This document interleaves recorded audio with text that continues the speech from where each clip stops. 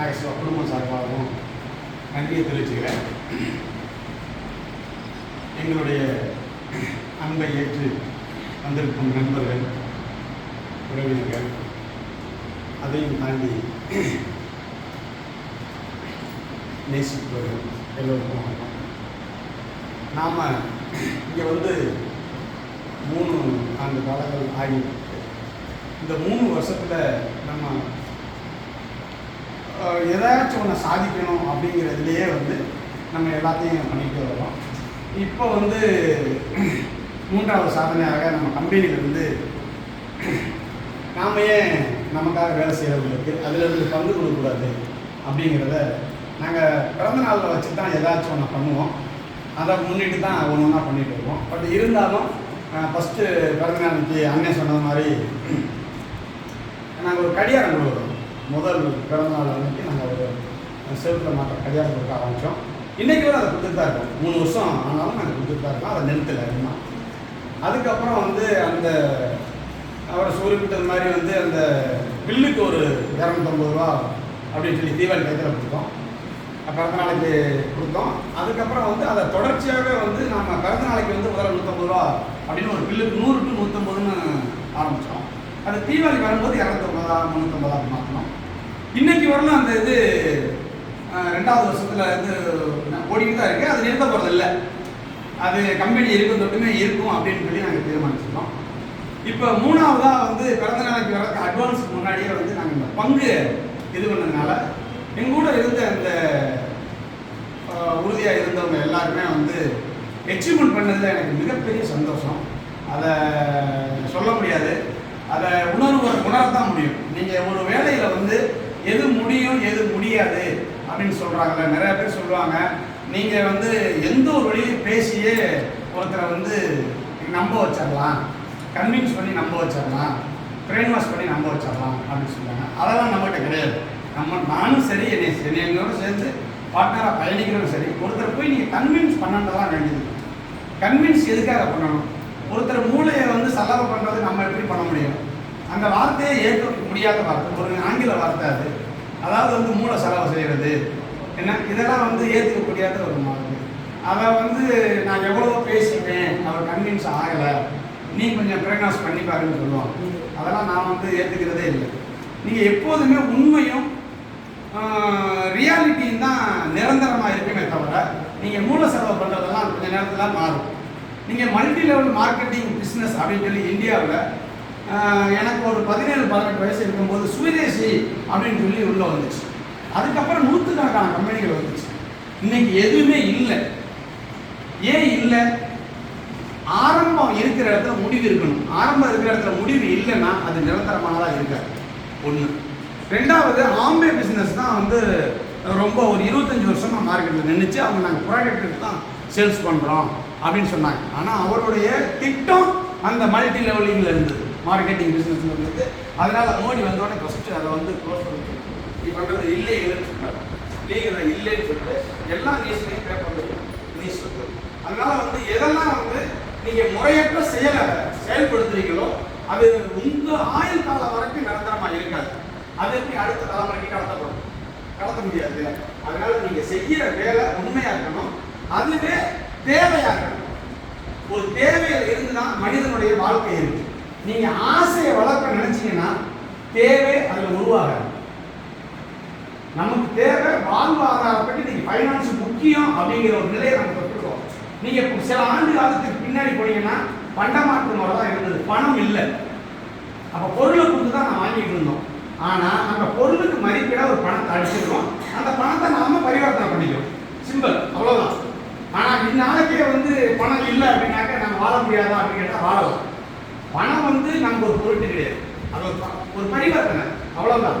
ஆனால் இன்னைக்கு உள்ள காலகட்டத்துக்கு என்ன பண்ணுறாங்கன்னா, அது எனக்கு கிடைச்சா போது நான் எதை சாதிக்கலாம் அப்படிங்கிற அந்த நினைப்பை மனசில் உருவாக்குறாங்க. அதனால தான் அவங்க எதையுமே நிரந்தரமாக அடைய முடியாது. அதுதான் அவங்களுக்கு பிரச்சனை. நீங்கள் வாழ்க்கை எல்லா பேருமே நான் ஒரு வீடு கட்டணும், ஒரு நல்ல ஃபேமிலியோடு இருக்கணும், குழந்தை குட்டியெல்லாம் படித்து நல்லா வேலைக்கு போகணும், சம்பாதிக்கணும், அது எல்லாமே அவங்க ஸ்டேட்டஸாக இருக்கிறதுக்கு தானே. அவங்க மன மரியாதையோட வாழ்றதுக்கு தானே இது எல்லாமே இது பண்ணுறாங்க. அப்போ அந்த இதை அதுக்காக நீங்க அன்றாட காட்சியை மாறணும்னு அவசியம் இல்லை. இல்லை எதுவுமே நிரந்தரம். நீங்க பாருங்க, நம்மளே வந்து ஒருத்தர் கூட அவர் கட்டுவாரா கட்டமாட்டாரா கொடுப்பாரா பல வகையில் அவரை பல கோணத்தில் ரிக்கவரி பண்ண வேண்டியது, ஒரு டிபார்ட்மெண்ட்டே அமைக்க வேண்டியது. அதுக்கு காரணம் அவங்க நிரந்தரமாக நம்ம தெரிஞ்சுக்கிறது. இந்த மாதிரி இருக்கிற காலகட்டத்தில் நாம் எப்படி பண்ண முடியும் அப்படின்னா, நீங்கள் ரொம்ப தூரம்லாம் போக வேண்டியதில்லை. என்னை சார்ந்தவங்க, என் கூட இருக்கிறவங்க, என்னுடைய உறவு, என்னுடைய ஊருக்காரங்க, அவ்வளோதான். நான் சரியாக இருந்தால் நான் சொல்கிறத இன்னொருத்தர் கேட்பார். நான் சரியாக இல்லைன்னா இன்னொருத்தர் சொல்கிற கேட்பாரா? நீங்கள் எதுலையாச்சும் ஒருத்தர் போய் ஒருத்தர் நம்ம சிக்க வச்சிடுறீங்க, மாட்டி வச்சிடுறீங்க, அவர் ஒன்று சொல்ல கேட்பாரா? இந்த மாதிரி ஒரு நிறுவனத்தோட சேர்த்து விட்டீங்கன்னா, இப்போ அண்ணன் சொன்னார், எத்தனையோ நிறுவனங்கள் இருக்குது, நாங்கள் அதை பண்ணுறோம், எப்படி பண்ணுறோம், கூட பண்ணுறோம், குறைச்சி பண்ணுறோம் என்ன சொல்கிறாங்க. பட் இருந்தாலும் நீங்கள் 2-3 ஆப்ஷன்கள் எடுத்துக்கோங்க. ஒரு கம்பெனியில் சீட்டு போட்டால் 2ஆம் மாதத்துலேருந்து சீட்டு கிடைக்குமானா தெரியாது. தெரியாது. குரூப்பில் 20 பேர் இருக்காங்களா? தெரியாது. எங்கே ரெஜிஸ்டர் பண்ணுற? தெரியாது. நீ பணம் கொடுக்காட்டி இந்த கம்பெனியில் எப்படி ரிகவரி பண்ணுவ? தெரியாது. இது ஸ்டாண்டர்டா? இதுக்கு நீங்கள் பதில் சொல்ல முடியுமா? நம்ம கம்பெனியில் பாருங்கள், உங்கள் குரூப்பில் யார் இருக்கா தெரியும், எங்கே ரெஜிஸ்டர் பண்ணியிருக்காங்க தெரியும், அதுக்கான அரசு அங்கீகரிக்கப்பட்ட டாக்குமெண்ட் கொடுத்துருவாங்க. கம்பெனி எனக்கு பிரச்சனை பண்ணுச்சுன்னா நான் ரிகவரி பண்ண டாக்குமெண்ட் என்கிட்ட இருக்கு. என் போடுற முன்னாடி ரிகவரி பண்ணுங்களேன், அதில் 4 இடத்துல பண்ணி காமிங்களேன், யார்கிட்ட காமிங்க. சரியில்லைன்னு நானும் அதை வந்து எங்களுக்கு சொல்லுங்க, எங்க சரியில்லைன்னு சொல்றாரு, அவர்கிட்டையும் கேட்போம். அப்ப எது சரி? இது இத்தனை ஆண்டு காலமா சிட் ஃபண்ட் நடத்துற நிறுவனத்துல பல லட்சம் கம்பெனி மோசடி பண்ணிருக்கு. ஏதாச்சும் ஒரு கம்பெனி ரிகவரி பண்ணிட்டாங்களா? ஒரு கம்பெனி சொல்லுங்க. ஒரு கம்பெனி இந்தியா முழுவதும் கிடையாது. நீங்க போறது போலீஸ்ல போய் கம்ப்ளைண்ட் கொடுப்பீங்க, கலெக்டர் ஆஃபீஸ் போவீங்க, கமிஷனர் ஆஃபீஸ் போவீங்க, ஏசிபி டிசிபி எல்லா பேர் ஆஃபீஸில் போயிட்டீங்கன்னா அவங்க என்ன சொல்லுவாங்க, சரி கூட்டமாக வந்துட்டு பப்ளிக்கை கட்டுப்படுத்தணுமே, சரி ஒரு அக்ரிமெண்ட் நீங்கள் கொடுங்க, அவங்க கம்ப்ளைண்ட் வாங்கிட்டு நாங்கள் பேசுகிறோம் உள்ள தூக்கி போடுவாங்க. யாருக்காச்சும் பணம் கிடைச்சிருக்கா? இல்லை. அப்போ நீங்கள் என்ன பண்ணணும்? போகும்போது நீ நடத்துனீங்கன்னா உனக்கு கொடுக்கக்கூடிய தகுதி இருந்த வாயில சொன்னால் போதுமா? அதுக்கான அங்கீகாரம் கொடுங்கன்னு கேட்கணும். என்ன கேட்கணும்? நான் போடுற சீட்டில் 20 பேர் யார் இருக்கா, அதை நீ எங்கே பதிவு பண்ணுற, அதுக்கான பேப்பர்ஸ் தருவியா அப்படின்னு கேட்டால் உங்களை சேர்ப்பானா? உங்களை கட்டிட்டு விவரமாக இருக்கானே அப்படின்னு. நம்ம கம்பெனி எல்லாமே தரும். அதனால் இன்னொருத்தர் போயிட்டு நீங்கள் ரொம்ப ஒருத்தரை வந்து பொய் பொருட்கள்லாம் சொல்ல வேண்டிய அவசியம் இல்லை. 2வது 3 விஷயத்தை தெளிவாக ஞாபகம் வச்சுக்கணும். மற்றவங்க கொடுக்காத செக்யூரிட்டி டாக்குமெண்ட் தருவோம் 1. 2வது 4 மாதம் கட்டி சீட்டு எடுக்கல அப்படின்னா அவர் கட்டின பணத்தில் 50% கஸ்டமருக்கே நீங்கள் சொல்லலாம், நாங்கள் தருவோம், 10 நாளையில் நீங்கள் திருப்பி கொடுத்தா இன்ட்ரெஸ்ட் இல்லாமல் நீங்கள் யூஸ் பண்ணிக்கலாம். அதை எத்தனை ட்ரிப் நீங்கள் சீட்டு எடுக்காததுக்கு 1000 கூட முறையோட கொடுத்து வாங்கிக்கலாம் அப்படின்னு சொல்லலாம். அதுலேயும் நீங்கள் சொன்னால் நாங்கள் 70% கூட தருவோம். இப்போ எங்கள் பார்ட்னருக்காக ஸ்பெஷாலிட்டி என்ன, 100 ரூபா கட்டியிருக்காரு, 70 ரூபா அவரே திருப்பி வாங்கிக்கலாம். 10 நாளில் யூஸ் பண்ணிட்டே இருக்கலாம். இது பார்ட்னர்ஸ். மெம்பருக்கு 50% தான், ஞாபகம் வச்சுங்க. இது உங்களுக்கு ஒரு சலுகை. அதனால வந்து என்னன்னா, ஏன்னா நீங்களும் ஒரு முதலாளி, எனக்கு வேண்டப்பட்டவர். இப்போ நீங்கள் மற்ற இடத்துல சீட்டு போட்டுட்டீங்கன்னா, இப்போ இங்கே நடராஜானே இருக்காரு, ஒருத்தர் வந்து சீட்டு போட்டு அந்த கம்பெனி 6 மாதம் தரம்ட்டு தரல. இப்போ அந்த சீட்டு பண்ணாங்கன்னா கடைசியில் தான் கொடுப்பேன்னு சொல்லியிருக்காங்க. நான் உங்களுக்கு சொல்கிறேன், அது சட்டம். 1982 சிட் ஃபண்ட் ஆக்ட் முறைப்படி ஒருத்தர் சீட்டு போட்டு இடையில கேன்சல் பண்ணார்னா சீட்டு காலம் பிடிச்சி தான் தருவாங்க. அதையும் கம்பெனி கமிஷனை பிடிச்சி தான் தருவாங்க. இது சட்டமே சொல்லுது. ஆனால் நான் அதை உங்களுடைய அக்ரிமெண்ட்லேயும் கொடுத்துருக்கேன். அதையும் மீறி இன்னொன்று சொல்லியிருக்கேன், உங்களுக்கு வேண்டப்பட்டவர் சார், நான் சொந்தக்காரன் போட்டேன், அண்ணன் தம்பி சித்தன் பெரியனை போட்டேன் சார், அவன் சொல்ல வேணாம் சார், கொடுத்துருவோம், ஏதாச்சும் பாருங்க, கமிஷனும் பிடிக்காதீங்க அப்படின்னு நீங்கள் சொன்னால், எல்லா இடத்துலையும் ஒரு ரூல் இருக்குது. நான் எப்படி செய்வேன் அப்படின்னு கேட்குறீங்களா? நான் செய்வேன். அவர் 1 லட்சம் கட்டிக்காரன் 1 லட்சத்துக்கு கொடுத்துடலாம், ஒன்றும் பிரச்சனை கிடையாது. பார்ட்னருக்காக நான் ஒரு முதலாளியாக இருந்து ஒரு கஸ்டமருக்கு எப்படி கொடுப்பேன், நான் நெருங்கினவர் கொடுக்கணும், அதே மாதிரி நீங்கள் போட்டிருக்க மெம்பர்களுக்கு கொடுத்துருவோம். நீங்கள் ட்ரை பண்ணி இன்னொரு நம்பரை பிடிச்சி 6 மாதம் கட்டின பணத்தை அடுத்த சேர்த்து விடுங்க. இந்த லாபம் அடுத்தவங்க போயிருல, கம்பெனியில் ட்ரை பண்ணி அவங்களுக்கு அடுத்த கொடுத்துருங்க.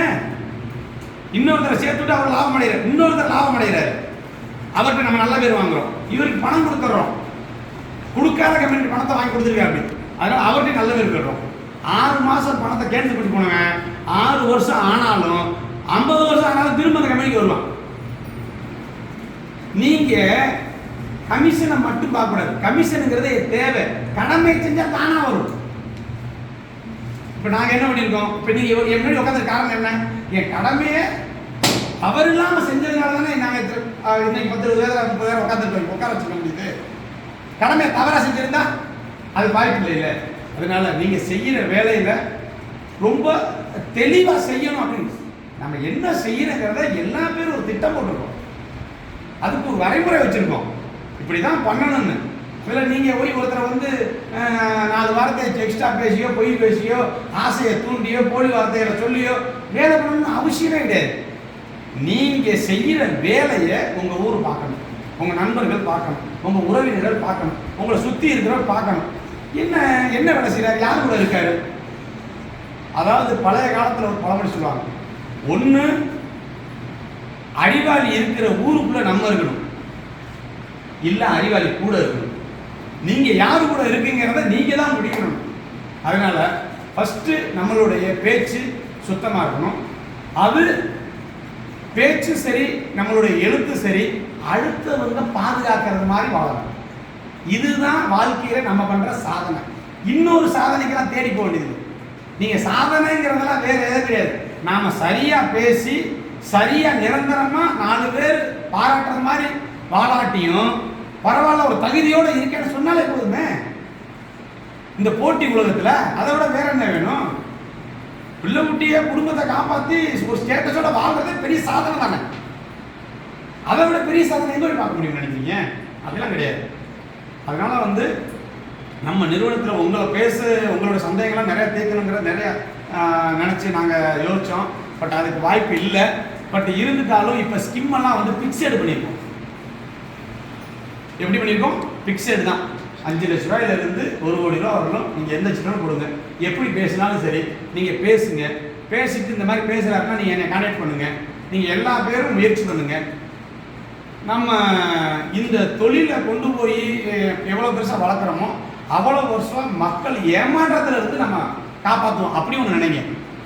நாம் ஒரு பெரிய சோஷியல் ஒர்க்கராக இருக்கிறோம், மிகப்பெரிய சோஷியல் ஒர்க்கு நம்ம பண்ணுறோம் அப்படிங்கிறத நீங்கள் மனசில் பதிவு வச்சுக்கணும். அதே மாதிரி வந்து 10 பேர் 10 விதமாக சொல்லுவாங்க, ஆனால் எதையும் டாக்குமெண்ட்டாக இருக்காது. ஆனால் நம்ம பேசுகிறது எல்லாமே டாக்குமெண்ட். நீங்கள் இன்னொருத்தட்ட எதிர்பார்க்கவே முடியாது. அந்த டாக்குமெண்ட்டை நம்மகிட்ட மட்டும்தான் அதில் முடியாது. நம்ம அதனால தான் அண்ணே சொன்னார்ல 1 கோடி ரூபா தருவோம் சேலஞ்சு பண்ணியிருக்கோம். நாங்கள் 30 வருஷம் பண்ணிட்டு தான் இருக்கோம். உங்கள்கிட்ட கூட அந்த பேசணும் பண்ணோம்ல, என்ன இப்போ பேசி 6 மாதம் ஆயிடுச்சு, ஒன்று கூட சொல்லலையே, இருந்தால் கொடுத்துருப்பீங்க வார்த்தைங்க. அதனால் நான் சொல்லுவதெல்லாம் உண்மை, சத்தியம், சத்தியத்தை தவிர வேறு எதுவும் இல்லை அப்படின்லாம் யூஸ் பண்ண மாட்டேன். ஏன்னா நான் சின்ன பிள்ளையிலேருந்து எங்கள் வீட்டில் எங்கள் அம்மா அப்பா ஏதாச்சும் தான் எடுத்துருவேன், அடிப்பாங்க, சத்தியமாக எடுக்கலன்னு சொல்லி பழக்கம். அதனால் அந்த சத்தியமே வந்து பெருசாக தெரியாது. எப்படி? அதனால் வந்து சேலஞ்சு பண்ணுறதான் பெரிய விஷயம். நீங்கள் எதுலையும் சேலஞ்சு பண்ணுங்கள். அதனால் வந்து சேலஞ்சு தான் நம்மளை வந்து மாற்றும், நம்மளை ஜெயிக்க வைக்கும், நம்ம வார்த்தையை வந்து மிகப்பெரிய ஒரு உறுதிமொழியாக மாற்றும். அந்த சேலஞ்சு தான் நம்ம லைஃபவே பிரட்டி போட்டுரும். ஏன்னா நீங்கள் சேலஞ்சு பண்ணதுனால தான் எங்கள் முன்னாடி நீங்கள் இருக்கிறீங்க. சேலஞ்சு பண்ணாமல் தான் இருக்க மாட்டீங்க. கரெக்டா? எனக்கு கூட்டத்தில் எவ்வளோ பேர் இருக்காங்க, எல்லாரும் இங்கே வரலையே. நமக்கு 2000 5000 கஸ்டமர் எல்லாத்துக்கும் இங்கே வரலையே. 5000 பேர்த்தில் ஒரு 1000 பேரோட 500 பேரோட இல்லையே. ஆனால் இது உருவாகும், இதுவும் மாறும். அடுத்த மீட்டிங்கில் நாம் மிக பெருசாக இது பண்ணுவோம். இப்போ எல்லாம் பிக்சடு தான் பண்ணியிருக்கோம். அதே மாதிரி நம்மகிட்ட இருக்கிற டாக்குமெண்ட்டு, நம்மகிட்ட அந்த உங்களுக்கு தெரியாத சந்தேகங்கள், அது எல்லாத்தையுமே நீங்கள் அப்பப்போ கான்டாக்ட் பண்ணுங்கள். எனக்கு ஃபோன் பண்ணுறதுக்கு நீங்கள் எப்போதுமே யோசிக்காதீங்க. இப்போ வந்து உங்களுக்கு கிளியரிட்டி கொடுக்குறதா என் வேலை. எப்படி? நீங்கள் மார்க்கெட்டில் சுத்த போகிறீங்க, உங்கள் கூட நான் சுத்த போகிறேன், அவ்வளோதான். வேறு நீங்கள் ஏதாவது கேள்வி இருந்தால் கேட்கலாம். ஒரு 5 நிமிஷம் ஒவ்வொருத்தர் ஒவ்வொரு வார்த்தையோட நீங்கள் உங்கள் சந்தேகத்தில் நீங்கள் கேட்கலாம். சும்மா யாருக்கு தோணுதோ நீங்கள் கேளுங்க. நம்ம எல்லாம் ஒன்றுக்குள்ளே ஒன்று தானே பேசிகிட்டு இருக்கோம். நீங்கள் ஏன் பேசணும், நான் ஏன் கேட்கணும் கிடையாது. ஏதாச்சும் உங்களுக்கு கேட்கணும்னு தோணுச்சுன்னா, இப்போ தர்மராஜ் அண்ணன் பார்த்தீங்கன்னா நிறைய விஷயங்கள் சொன்னார். அவர் தகுந்த மாதிரி வந்து நாங்கள் நிறைய விஷயம் மாற்றினோம். அப்புறம் சௌரமித்து பிரதர்லாம் உள்ளே வந்து டோட்டலாகவே சேஞ்ச் பண்ணார். ஆமாம், டோட்டல் ஸ்கிம்மே வந்து பிக்சடு பண்ணுறது காரணமே இவர் தான். டோட்டலாகவே மாற்றிட்டாரு. அது காரணம் வந்து என்னென்னா, அவங்களுடைய அந்த ஸ்டேட்டஸ், இந்த திறமை, அவங்களோட வேல்யூஷன் அதை மாற்றிருக்கு. அதனால் உங்களுக்கான ஒரு இடமும் அடையாளம் இருக்குது, நீங்களும் மாற்ற முடியும். எல்லா பேரும் சேர்ந்து இனிமேல் எதாக இருந்தாலும் நம்ம பேசி தீர்மானித்து ஒரு திட்டத்தை நிறைவேற்றுவோம். நாங்கள் சிவா இதே வெள்ளை மலையில் அடுத்தடுத்து ஒவ்வொரு மாதமும் இங்கே மீட்டிங் போடுவோம். வேற உங்க சந்தேகங்கள் இருந்தால் கேட்கலாம். இதெல்லாம் கொடுத்துருவோம். வாங்க சொல்லுவோமா?